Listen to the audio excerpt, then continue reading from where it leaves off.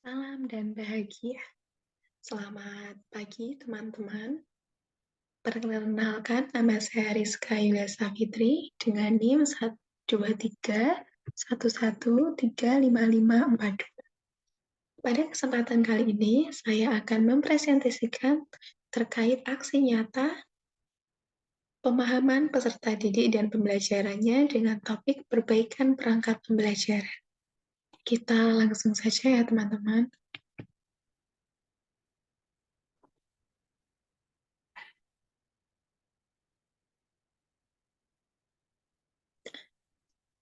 Terkait perangkat pembelajaran yang sudah saya telaah, saya menemukan beberapa hal yang belum sesuai. Maka, hal-hal yang belum sesuai itu perlu kita modifikasi.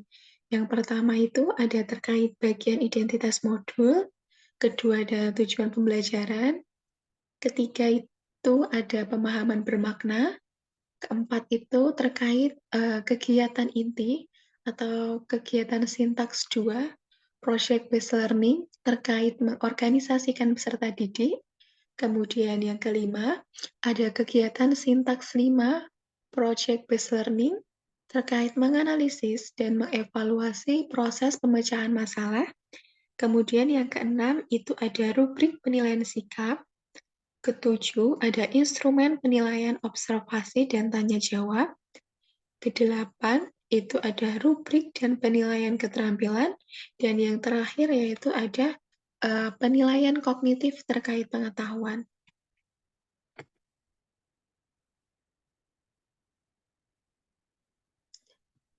Ini bagian dari modifikasi nomor 1, yaitu terkait identitas modul. Nah, jika modul yang sudah saya telaah di bagian identitas modul itu hanya mencakup nama penyusun, kemudian nama sekolah, tahun penyusunan, modul ajar, fase atau kelas, serta alokasi waktu. Nah, dari modul atau rancangan pembelajaran yang dibuat oleh guru ini hanya mencakup mata pelajaran modulnya, yaitu Bahasa Indonesia.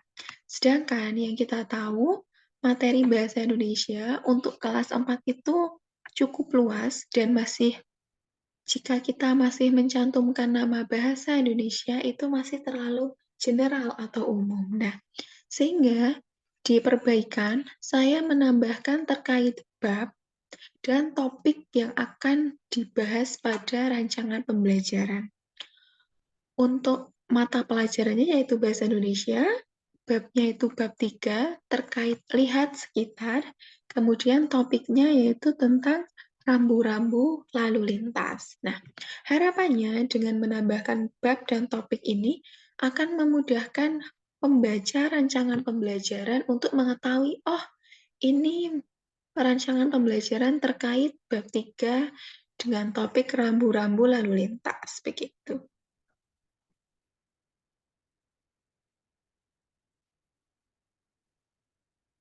Kemudian di modifikasi yang kedua, itu terkait dengan tujuan pembelajaran. Nah, di rancangan pembelajaran yang telah disusun oleh guru, itu hanya memuat 2 tujuan pembelajaran saja. Yang pertama itu, melalui kegiatan berdiskusi, peserta didik mampu menjelaskan rambu-rambu lalu lintas. Kemudian yang kedua, melalui kegiatan mengamati video dan komik tentang rambu-rambu lalu lintas, peserta didik dapat mengemukakan pendapatnya. Nah, jika kita telisik atau kita telusuri lebih jauh, tujuan pembelajaran ini belum mencantumkan KKO atau kata kerja operasional. Nah, sedangkan dalam rancangan pembelajaran yang baik, itu harus mencantumkan KKO atau kata kerja operasional dengan baik. Nah, kemudian dalam tujuan pembelajaran itu juga belum terlihat terkait penilaian sikapnya. Padahal dalam capaian pembelajaran yang dicantumkan dalam rancangan pembelajaran ini terdapat beberapa sikap dari profil pelajar Pancasila yang ikut dinilai dalam kegiatan asesmennya di akhir pembelajaran. Nah, kemudian dari rancangan pembelajaran tersebut saya perbaiki menjadi 6 tujuan pembelajaran. Yang pertama itu, melalui kegiatan berdiskusi, peserta didik mampu menjelaskan rambu-rambu lalu lintas dengan baik. Ini masuk ke dalam level C2, menjelaskan itu masuk ke kognitif level 2. Kemudian yang kedua ada, melalui kegiatan mengamati video dan komik tentang rambu-rambu lalu lintas, peserta didik dapat memberikan argumentasi atau pendapat dengan baik. Nah, memberikan argumentasi ini masuk ke dalam kognitif level 5. Nah, bisa dilihat perbedaannya ya. Jika dalam tujuan pembelajaran yang dibuat oleh guru, itu belum mencantumkan level-level kognitif yang akan dicapai oleh peserta didik. Jika yang setelah saya modifikasi, saya tambahkan C2, C5, bahkan ada P5 sampai A3. Untuk P5, ini berkaitan dengan penilaian keterampilan nantinya di akhir. Kemudian untuk A3, ini terkait sikap, penilaian sikap. Yang pertama itu penilaian sikap berkebinekaan global. Kedua itu ada sikap mandiri. Dan yang terakhir itu ada menunjukkan sikap berpikir kritis.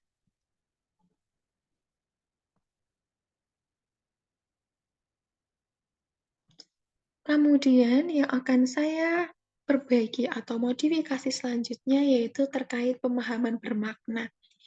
Dalam rancangan pembelajaran yang telah disusun oleh guru, pemahaman bermaknanya dituliskan bahwa melalui beragam kegiatan, peserta didik dapat menulis dengan struktur argumentasi. Nah, setelah saya pelajari rancangan pembelajaran tersebut, ternyata pemahaman bermakna yang akan didapatkan oleh peserta didik itu tidak hanya tentang bagaimana cara menulis berdasarkan struktur argumentasi, melainkan melalui berbagai macam kegiatan, peserta didik dapat mengetahui serta menaati atau bahkan mengimplementasikan rambu-rambu lalu lintas yang ada di sekitar. Misalnya saja anak akan pergi ke suatu tempat, kemudian melihat rambu lalu lintas di jalan. Kemudian dia pergi dengan ayahnya. Kemudian dia melihat warna merah dan mengatakan kepada ayahnya bahwa kita harus berhenti. Nah, itu merupakan salah satu contoh pengimplementasian bersama orang tua terkait menaati rambu-rambu lalu lintas yang ada di sekitar. Kita next. Nah, selanjutnya ini ada kegiatan pembelajaran di sintaks 2, project-based learning, terkait mengorganisasikan peserta didik. Sebelum perbaikan atau di rancangan pembelajaran yang telah dibuat oleh guru, guru itu menuliskan terkait diferensiasi proses. Nah, diferensiasi proses itu bisa dikatakan bahwa peserta didik akan melalui berbagai macam kegiatan untuk mencapai satu tujuan. Jadi, kegiatannya berbeda-beda, akan tetapi nanti ujungnya akan mengarah ke satu tujuan. Nah, di sini guru itu mencantumkan kegiatan yang melibatkan dua gaya belajar peserta didik, yaitu gaya belajar visual dan gaya belajar audio. Sedangkan ketika saya melakukan observasi yang mendalam di kelas 4 khususnya, saya mengikuti selama beberapa hari begitu, saya itu menemukan peserta didik yang memiliki gaya belajar kinestetik. Jadi dalam satu kelas itu terdapat 3 gaya belajar yang dimiliki oleh peserta didiknya, yaitu visual, audio, serta kinestetik. Sedangkan dalam rancangan pembelajaran yang dibuat guru itu hanya memuat visual dan audio saja. Lalu bagaimana dengan anak yang memiliki gaya belajar kinestetik? Nah, ini menurut saya belum adil, jadi saya menambahkan di sini, di nomor 12. Peserta didik berdiskusi dengan kelompoknya untuk mencari informasi tentang rambu-rambu lalu lintas yang ada di ruangan kelas. Jadi untuk anak yang gaya belajar kinestetik itu mereka suka bergerak atau suka melakukan sesuatu begitu. Jadi melalui kegiatan belajarnya yaitu mencari informasi tentang rambu-rambu lalu lintas yang ada di sekitar kelas atau di ruangan kelas. Jadi dia berjalan, kemudian mencari terkait rambu-rambu lalu lintas yang ada di kelas. Nah, dengan demikian, setelah saya menambahkan, maka diferensiasi proses ini sudah mencakup 3 gaya belajar yang dimiliki oleh peserta didiknya. Yang pertama itu visual, kemudian kedua audio, dan terakhir itu kinestetik. Kita next. Nah, ini terkait dengan kegiatan Sintak 5, Project-Based Learning, terkait menganalisis dan mengevaluasi proses pemecahan masalah. Dalam rancangan pembelajaran itu disebutkan bahwa siswa atau peserta didik di dalam kelompok diminta untuk membuat clipping tentang rambu-rambu lalu lintas. Guru menuliskan terkait diferensiasi produk. Alasan saya memperbaiki kegiatan nomor 19 ini karena tidak setuju bahwa dengan membuat clipping tentang rambu-rambu lalu lintas itu masuk ke dalam diferensiasi produk. Nah, dalam pemahaman saya, diferensiasi produk itu ketika peserta didik diminta untuk membuat sebuah karya yang berkaitan dengan tema atau pembelajaran pada hari itu. Nah, kan dalam rancangan pembelajaran, anak itu sedang belajar tentang rambu-rambu lalu lintas. Nah, kita bisa membebaskan karya yang akan dibuat anak itu sesuai minat dan bakatnya. Jadi kita tidak membatasi hanya sebatas dengan membuat clipping. Akan tetapi peserta didik dalam kelompok diminta untuk membuat sebuah karya tentang rambu-rambu lalu lintas berdasarkan minat dan bakatnya. Jadi nanti mereka bisa membuat mind map, kemudian cerita tentang menaati rambu-rambu lalu lintas, kemudian bisa membuat gambar rambu lalu lintas, dan sebagainya. Jadi kita tidak membatasi uh, daya berpikir anak hanya untuk membuat clipping saja. Kalau hanya membuat clipping, itu belum termasuk diferensiasi produk. Karena nanti produk yang akan dihasilkan itu sama, yaitu luarannya atau outputnya berbentuk clipping, begitu. Kita next. Nah, terkait rubrik penilaian sikap.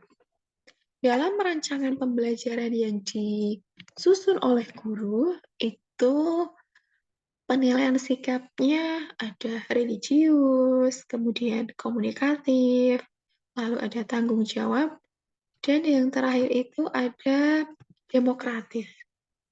Nah, sedangkan yang kita tahu dalam tujuan pembelajaran dan capaian pembelajaran yang telah dicantumkan guru sebelumnya itu mencakup sikap profil pelajar Pancasila berupa mandiri, kemudian berkebinekaan global serta mandiri, dan berpikir kritis. Ada 3 ya, mandiri, berkebinekaan global, dan berpikir kritis. Nah, seharusnya yang dimasukkan guru ke dalam rubrik penilaian sikap itu ya berdasarkan profil pelajar Pancasila tersebut.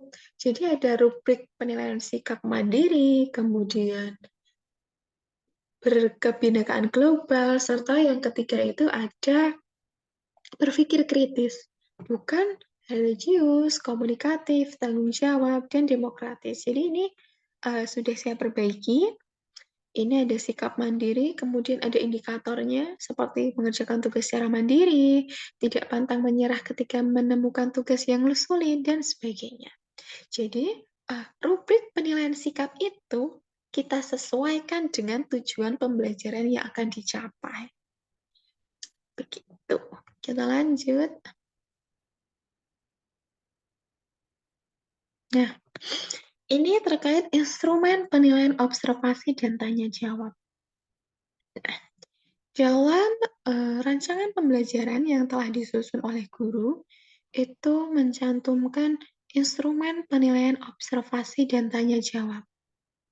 Padahal pada tujuan pembelajaran itu tidak mencantumkan terkait observasi dan tanya jawab. Misalnya saja, melalui kegiatan tanya jawab, peserta didik dapat menyebutkan terkait rambu-rambu lalu lintas. Nah, dalam tujuan pembelajaran itu tidak disebutkan. Jadi, menurut saya ini tidak perlu untuk dicantumkan karena tidak sesuai dengan tujuan pembelajaran yang akan dicapai oleh peserta didik. Begitu. Kita next.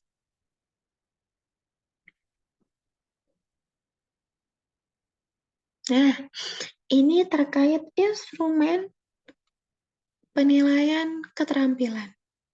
Tadi saya menyebutkan bahwasannya diferensiasi produk pada rancangan pembelajaran ini saya modifikasi menjadi peserta didik dapat membuat sebuah karya yang berkaitan dengan rambu-rambu lalu lintas berdasarkan minat dan bakatnya. Nah, dalam rancangan pembelajaran yang telah disusun oleh guru, itu yang dinilai berupa keterampilan dalam berdiskusi, kemudian keterampilan dalam presentasi. Nah, ini saya tidak setuju jika ini dilampirkan dalam penilaian keterampilan. Mengapa demikian? Karena kegiatan diskusi dan presentasi ini tidak disampaikan dalam tujuan pembelajaran. Jadi kita ingat lagi atau kita ingat kuncinya bahwasanya apa yang akan kita nilai itu tergantung dari tujuan pembelajaran yang sudah kita tentukan sebelumnya. Nah, rubrik penilaian presentasi ini bisa digunakan jika guru mencantumkan tujuan pembelajaran berupa peserta didik dapat mempresentasikan hasil diskusi kelompoknya dengan baik. Nah, jika ada tujuan pembelajaran seperti itu, nanti rubrik presentasinya bisa digunakan.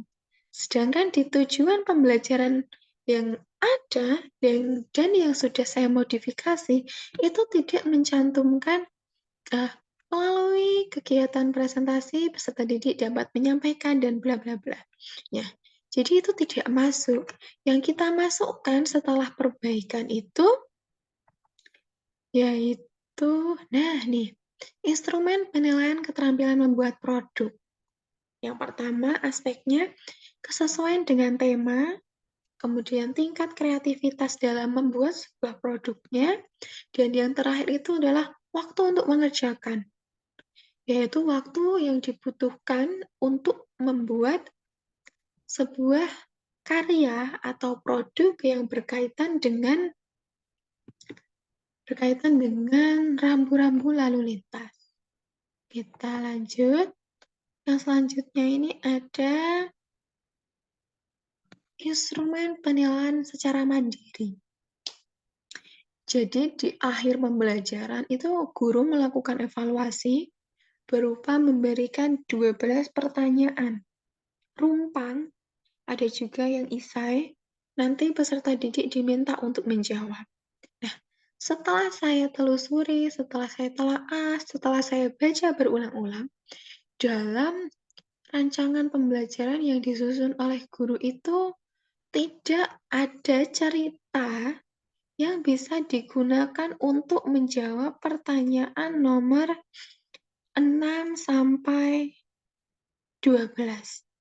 Nah, jadi ini akan terjadi miskonsepsi begitu. Ketika kita menerima rancangan pembelajaran, oh ini ada 12 soal di akhir yang harus dikerjakan oleh peserta didik. Namun ketika kita akan melihat, loh kok tidak ada instruksi ceritanya, hanya menampilkan soal saja. Jadi ini instrumen penilaian kognitifnya itu belum lengkap. Selain itu, di sana juga belum ada terkait kunci jawaban, serta pedoman penskoran. Jadi, rancangan ini saya modifikasi, saya rubah, itu menjadi ada 5 soal yang bisa dijawab peserta didik tanpa menggunakan, eee, bahan cerita, begitu. Ini bisa dinalar oleh mereka, bisa berpikir kritis mereka untuk menjawab ini. Ada 5 soal, kemudian saya juga sudah menambahkan terkait kunci jawabannya dan pedoman penskorannya, begitu.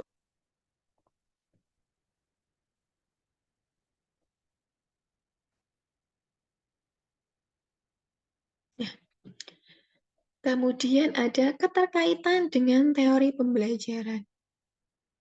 Setelah saya telaah rancangan pembelajaran kelas 4, mata pelajaran Bahasa Indonesia dengan bab 3 lihat sekitar dengan topik rambu-rambu lalu lintas, saya menemukan, rancangan pembelajaran ini sudah sesuai dengan teori pembelajaran menurut Jean Piaget dan Vygotsky.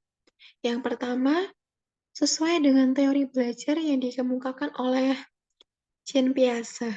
Yang pertama, anak kelas 4 itu sudah memasuki rentan usia 10 sampai 11 tahun, di mana mereka sudah memasuki tahap pra-operasional konkret atau tahap operasional konkret, di mana pada tahap ini peserta didik mulai memahami konsep-konsep logis ya, tetapi masih dalam konteks yang konkret. Jadi mereka masih harus bisa melihatnya begitu ya.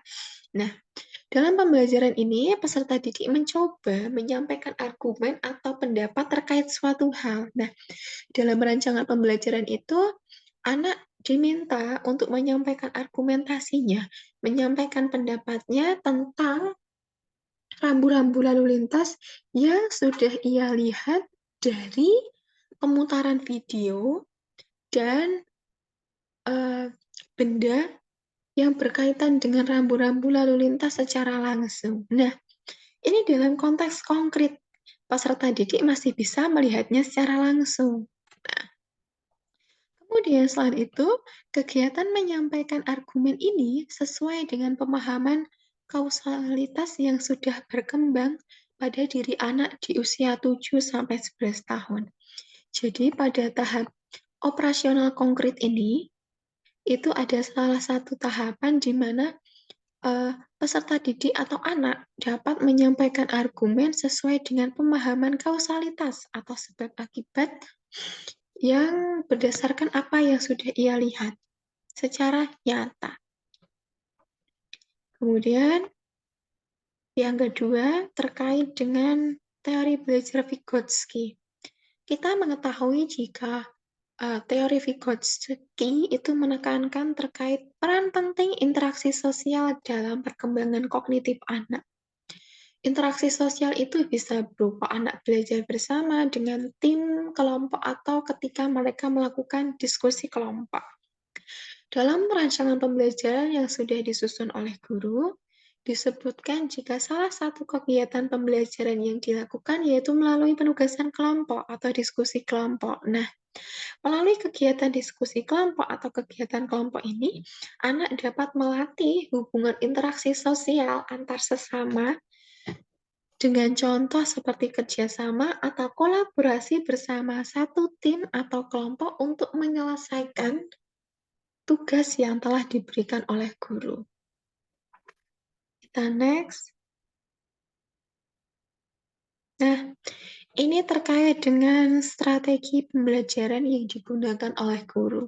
Setelah saya pelajari lebih mendalam, rancangan pembelajaran guru itu menggunakan 2 pendekatan strategi pembelajaran.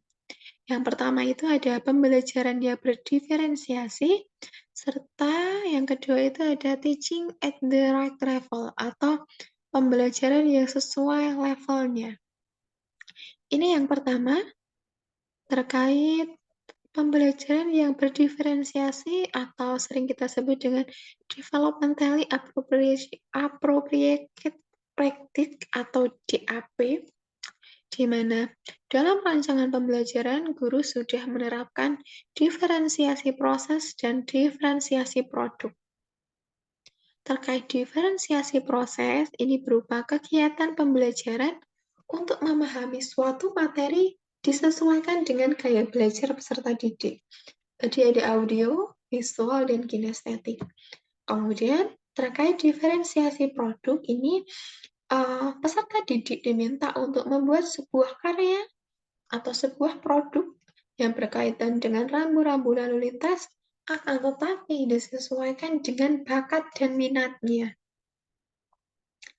Nah, melalui penerapan DAP atau pembelajaran yang berdiferensiasi ini, anak berperan sebagai pemegang peranan utama dalam proses pembelajaran. Jadi kita menciptakan ragam kegiatan yang berbeda-beda, akan tetapi nantinya tetap mencapai satu tujuan yang sama. Begitu.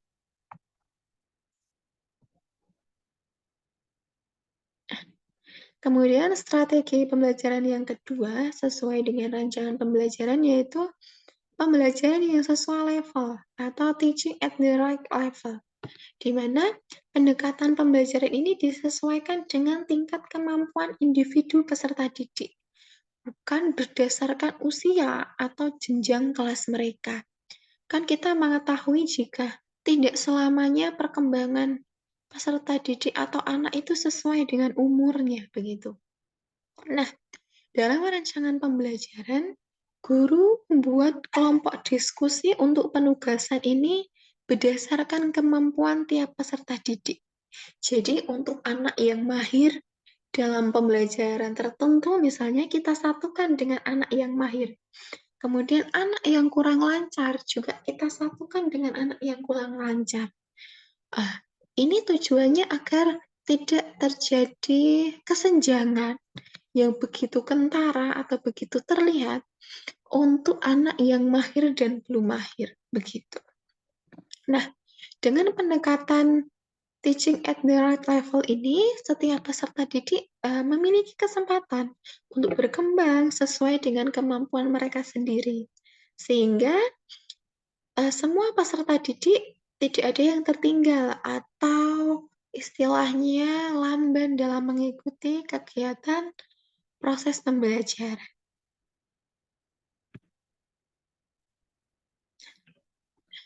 Beberapa hal tadi merupakan perbaikan terkait perangkat pembelajaran yang telah disusun oleh guru kelas 4 di SD Negeri Pelosok.